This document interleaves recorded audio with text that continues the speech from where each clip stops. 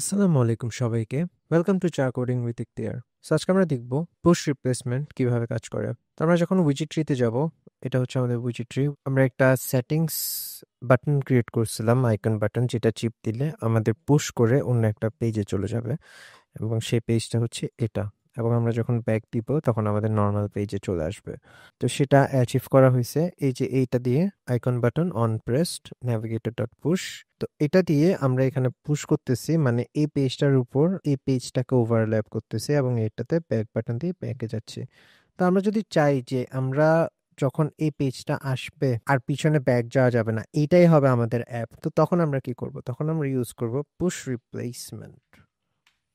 এবং এটা যদি আমরা সেভ দেই, কন্ট্রোল সেভ, আচ্ছা আমাদের পুরো অ্যাপসটা করছে। তো এখন যখন আমরা সেটিংসটা ক্লিক করব, আমাদের এই সেটিংসের পিছনে আর কোনো অ্যাপস নাই। আমাদের এই সেটিংসের পিছনে সবকিছু রিমুভড হয়ে গেছে এবং সবকিছু এইটা দ্বারা রিপ্লেস হয়ে গেছে। এটাই হচ্ছে আমাদের অ্যাপস এখন। তো আমরা যদি এটা থেকে ব্যাক যাওয়ার চেষ্টা করি, এখানে কোনো কিছু থাকবে না, কারণ আমরা এটা পুশ রিপ্লেস করছি, মানে আমাদের যে আগের স্ক্রিনটা ছিল এটাকে রিপ্লেস করে দিছি। তো এটা ফ্লাটারকে ব্রেক করে দিছে এখন। তো আমরা যদি আরেকটা বিষয় দেখি, আমরা যদি এটা রিস্টার্ট দেই আবার অ্যাপসটা, তো এটা আসছে। আমরা যদি সেটিংসে গিয়ে, এই যে এখানে সেটিংসের পাশে একটা ব্যাক বাটন আছে, এটা আমরা ক্রিয়েট করছি, এটা ফ্লাটার ক্রিয়েট করে নাই।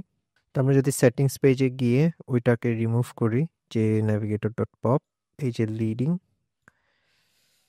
এটাকে রিমুভ করে যদি আমরা, এবং এটাকেও যদি রিমুভ করে দিই, এটা যদি আমরা সেভ দিই, দেখো এখানে কোনো ব্যাক বাটন নাই, কারণ এটা অটোমেটিক্যালি রিপ্লেস করে ফেলছে আমাদের আগের পেজটাকে এই পেজটা দিয়ে। সো এইভাবেই মূলত পুশ রিপ্লেসমেন্ট কাজ করে। তো আমরা আগের পেজটা ব্যাক আনবো, আমরা শুধু পুশই ইউজ করব যাতে আগের পেজটাতে ব্যাক আসা যায়।